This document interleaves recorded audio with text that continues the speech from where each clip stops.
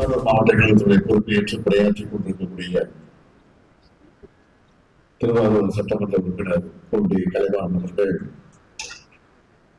இன்றைக்கு இந்த மனவிழா நிகழ்ச்சிக்கு பொறுப்பேற்று இதை சிறப்பான வகையில நடத்தி கொண்டிருக்கிறார். இப்படி ஆயிரக்கணக்கான குடும்பங்கள் இன்றைக்கு இந்த இயக்கத்திற்காக உழைத்துக் கொண்டிருக்கிறது, பணியாற்றிக் கொண்டிருக்கிறது, பாடுபட்டுக் கொண்டிருக்கிறது.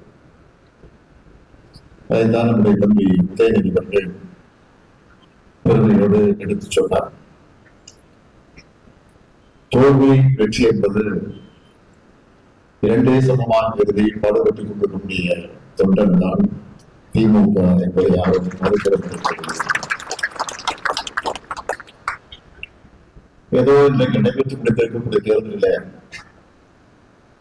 ஏதோ நாம் தோற்றுவிட்டது மாதிரி, ஏதோ படுதோடு அடைந்து விட்டது மாதிரி,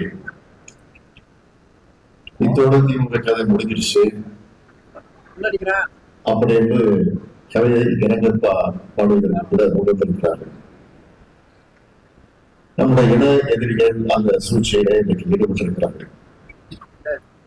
ஆனால் திமுக பொறுத்தவரைக்கும் எத்தனையோ தேர்தல் பார்த்திருக்கு.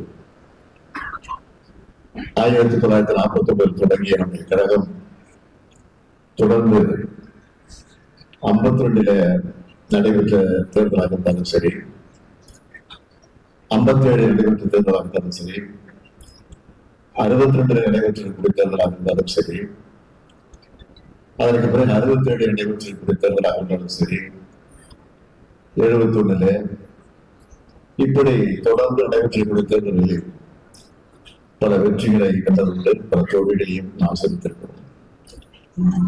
ஆனால் தோல்விகளின் நேரத்தில் தான் திமுக எப்பொழுதுமே ஒரு பெனிக்ஸ் பறவை போல கிளர்ந்து எழக்கூடிய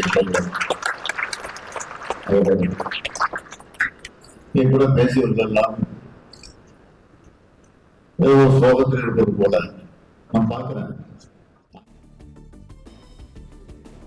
பிளே ஸ்டோர் மற்றும் ஆப் ஸ்டோரில் இருந்து பாலிமர் செயலியை QR கோடு மூலம் பதிவிறக்கம் செய்யுங்கள்.